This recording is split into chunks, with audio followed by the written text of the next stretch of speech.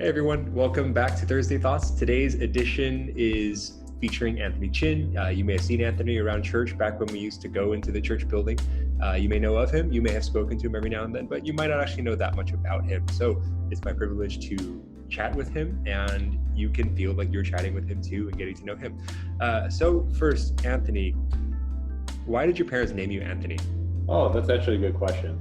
From what I remember, my mom told me that my grandpa has a name similar to Anthony, like that sounds like Tony. And so that's why my mom named me Anthony, I guess because it's a similar English name. So that's, from what I understand, why I'm named Anthony. Oh, cool. So now a more normal question. Anthony, what do you do, and like how did you get your start in that? So what I do, I work as a financial analyst for the UC Berkeley Law School. I actually started at UC Berkeley in 2017, so it's about been 3 years there now, or 3.5 years. I actually didn't start in that job. I just started in like an entry-level job and bounced around in different jobs until finally I have this job. So I really like what I do. Funny enough, my degree actually isn't in finance at all. It's in pharmacological chemistry. It is the roughest 4 years of my life trying to study things that I never use now, but I don't think I regret it. There's a lot of things I learned that I think are still valuable, at least in applying knowledge to my everyday life. But unfortunately, my degree is just a piece of paper I keep in my closet now. So. It's okay. I don't even know where mine is. Speaking of college, where did you go to college? And where'd you go to college? I went to UC San Diego, class of 2014. I went to a college fellowship down there. Thankfully, there were some people that used to go to CCGC and went there for college as well. So it was a nice transition for me to find a college church and feel at home while I was there. And it was honestly one of the greatest experiences, at least the greatest times of my life, going to college and just having a really solid fellowship family down there. What was one of your most iconic memories of your college experience? Like the kind of story that you're going to tell your kids, like, hey kids, remember auntie or uncle, whatever? Let me tell you about a story with auntie or uncle, whatever. One of my most iconic stories, I guess moments, I would say maybe it's just doing shenanigans or just doing pranks on each other. In my third and fourth year, I lived with 3 other guys, and we like to joke around and make fun of each other. And for one person's birthday, we decided to sort of scare him by one of us dressing up as Slenderman. Like, if you don't know, it's kind of an online kind of cult figure that you can look that up. But the plan was we would have one of us dress up as Slenderman outside our door and have our friend, his name is James, or the guy whose birthday it is, his name is James, would come and open the door. Slenderman would be there, and he'd be terrified. And sure enough, that's what happened. And the funniest part is he opens the door, and so my roommate, Josh, is holding like an In-N-Out burger while dressed up as Slenderman. And I think at first James didn't see that. So he first closed the door out of fear. He opens the door again, takes the burger, and closes the door again.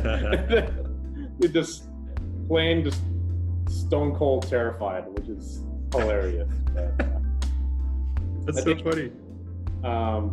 Really, the things I remember the most are just the shenanigans and just the fun moments we share together, like just in daily life, living together. It's really what I treasure. Yeah. So speaking of roommates and living together, I hear that you are now living with someone else. How was that transition? Wasn't that a good transition? Yeah, great, smooth transition. Yeah. So tell us, who are you living with now? Sure. So I'm not living. It's not like as if I'm a room. I just got married. Just for full disclosure. My wife now, Regine.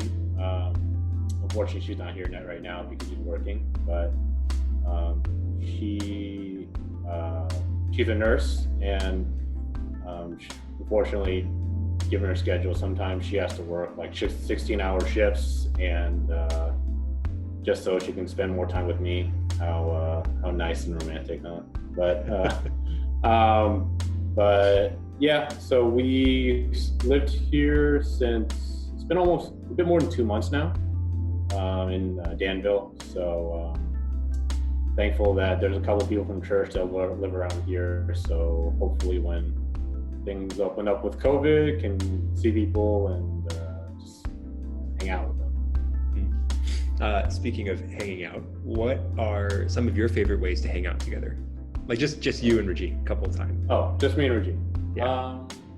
I would say what we like to do together is we do like to cook together a lot. The funny thing is when we were dating, I had the impression she didn't really know how to cook. And so going into marriage, I was fully expecting, okay, I'll just be the one to cook and that's fine. That's just going to be my role. But within the first couple of weeks, I found out, oh, she actually knows how to cook like a lot of like pretty good Filipino food.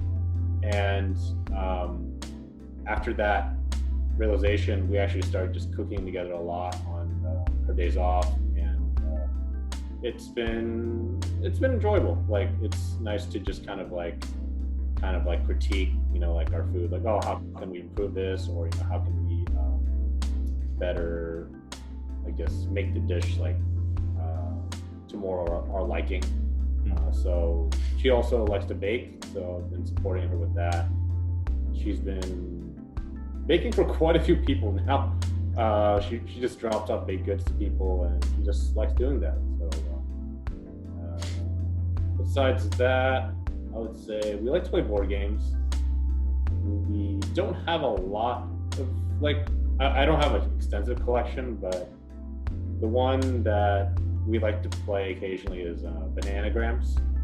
And to my shame, she beat me like 4 times in a row, even though English is not it's not even her second language, it's technically her third language. And she beat me 4 times in a row. So I hung my head in shame after that. But, so yeah, that's what we generally like to do together. You let her win, right? Sure, that's the story. That's just what I'm going to tell people. But no, she won legit. Fair and square. So what I'm hearing is, if someone becomes your friend, they're going to get some baked goods. Is that right? More than likely, yes. Because you haven't given us baked goods yet. That's coming. we got to schedule time to drop it off to you, but yeah, for sure. I'm kidding. Dorothy and I are both like, we need to cut down on what we're eating, or else we'll need to buy new pants, and we don't want to buy new pants. That's probably why we cut back on giving you the tiramisu. Oh my goodness. You guys, you don't know this, but Anthony and Regine have amazing tasting cake. And every time we hang out, they bring this amazing tiramisu from this bakery in Berkeley that I swore I wouldn't go to, or else I would buy it every week, and Theo would gain 20 pounds, and that would not be good. Oh my gosh. Yeah, you guys both have such an amazing taste in food. Last question. What's your signature dish, like as a couple, if you guys have one? If not, what are each of your signature dishes? I think for sure with Regine, it would have to be something fried. She just loves frying stuff. So she's made fried fish a lot. I guess a variation of that, she made fried fish and put into like a coconut curry. So you guys tried that, and so good. And, yeah, I remember you guys like that.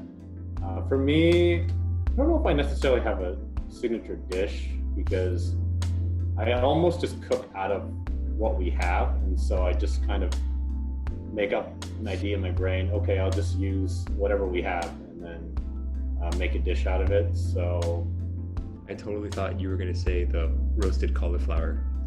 Oh, I like that. I mean, it was, I guess for context, when Regina and I went on vacation to New York, we went to Chelsea Market, which is like a really nice market in New York. And there's a restaurant that served roasted cauliflower, like whole, like the whole head, like as roasted cauliflower. So I got that idea to do that. And it turns out pretty well. I might have to tweak it a little bit, but I think it's also a nice presentation to give to like a dinner party because it just looks like, ooh, it's a whole roasted head of cauliflower. Yeah. Yeah. Well, thank you, Anthony, for chilling with me and talking with me. And to everyone who's watching, I hope you enjoyed getting to know Anthony a little bit more. Thanks for joining us, and we'll see you next time. Bye.